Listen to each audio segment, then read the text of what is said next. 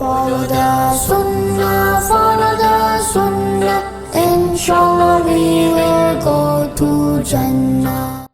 Assalamualaikum friends. Today we will be starting Tas-heel al-Akhlaq wal-Adab. So let's get started. Lesson number 1. My classroom. Number 1. I make salam when I enter the classroom. Number 2. I sit on my place and only leave with the permission of my teacher. Number 3. I do not talk and play in the classroom. Number 4. I do my work neatly. Number 5. I listen when my teacher explains a lesson. Number 6. I do not leave the classroom without permission. Number 7. I do not eat in the classroom. Number 8. I do not dirty my classroom. Number 9. I speak to my teacher with respect. Number 10. I always take care of my books and my classroom. Bad manners in the classroom. Huzaifa first went to madrasa when he was 6 years old. His mother always spoke to him about respect and good manners. At madrasa, he sat next to a boy whose name was Hussein.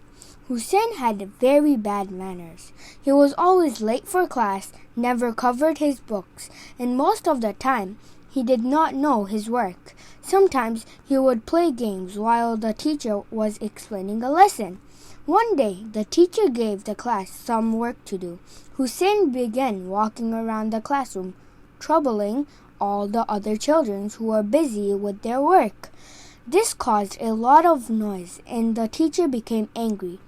He scolded Hussein, who shouted back saying that it was the other children who were making noise. Hussein went back to his place and after a while started eating a chocolate while doing his work. The chocolate began melting in his hand and caused ugly marks all over his books.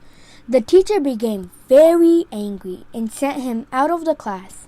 Hussein's teacher became angry. His books were dirty with chocolate marks, and he was sent out of the class because of bad manners. Bad manners always lead to trouble.